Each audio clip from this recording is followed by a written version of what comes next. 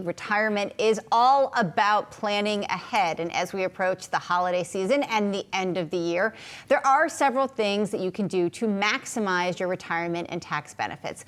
Joining us to discuss is author and founder of IRAhelp.com, Ed Slott. So, Ed, there's some things that you are just good to do. And then there's other things that you are required to do. And one of those is required minimum distributions. So what are those and who has to take them? Well, anybody with a retirement account that's over 70 and a half, especially an IRA, they force you to take it out. You know, it's the deal we made with the devil, really, back then. You got these tax deductions all along.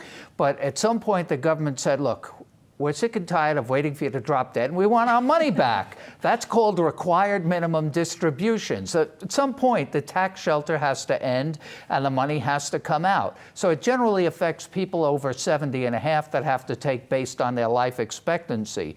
And you better make sure you have the right amount, because it's one of the highest penalties in all of the tax code if you blow it.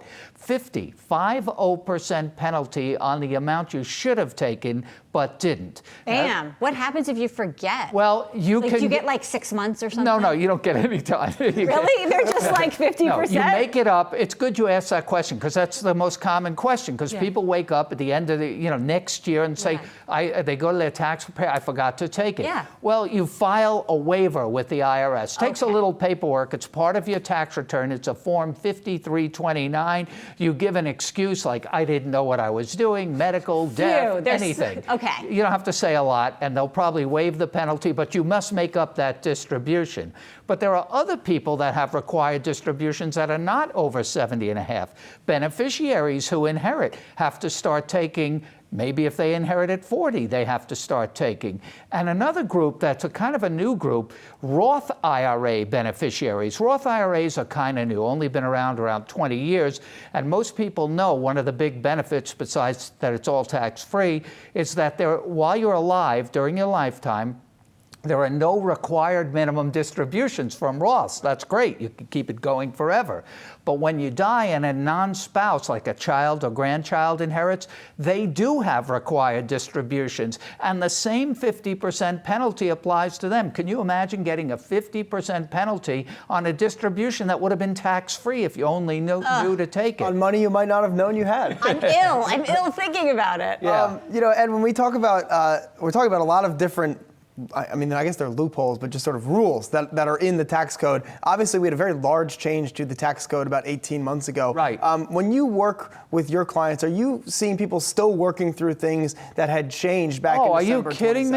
Are you kidding me? You remember? I guess, say it another way. Do we even really know what was all in that tax bill yet? No, and the biggest mess is that, which is not to do with retirement, but this 20% deduction called qualified business income deduction. What a mess they put together. They were trying to put together some help for small business people, and it is a great deduction. People were shocked. Small business people with pass-through, like LLCs, partnerships, small business companies, self-employed, they got this 20% deduction. But there is a whole bunch of rules around that. If you go over certain limits and with the type of business you're in, they're still writing rules on that one. So that's just one example of how stuff was thrown together. Just like we have something in Congress right now called the Secure Act, all thrown out there, not well thought out, and it eliminates a big tax benefit known as the stretch IRA in that secure bill. So I don't know how secure it is. They always name things the opposite of what it does.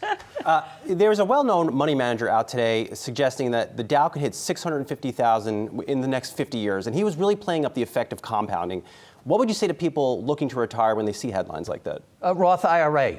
You want all of that tax-free. If you want to play Dow 650,000, you go with the Roth IRA. Yeah, even if it's 640,000. Or 600,000. Or 500,000. I'll do it for Dow 100,000. Remember, the power of compounding is compounded, to be redundant, when it's tax-free. All right, Ed Slott, I'm going to remember. Roth. I have a Roth. All I know is I have a Roth and I'm keeping it. All young people should do Roth. Here's my advice for young people. Stop taking pictures of your food and open a Roth IRA. Actually, here's a question, though, from a young person perspective. If I had enrolled in a traditional and I didn't know I enrolled in the traditional. Is there a way that I can convert that into a Roth, Yes, or I just need to convert it. open one?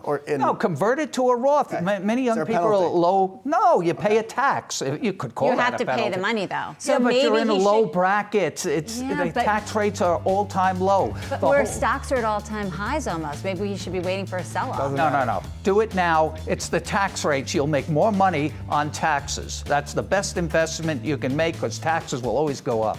Ed Slott, author and founder of IRAHelp.com.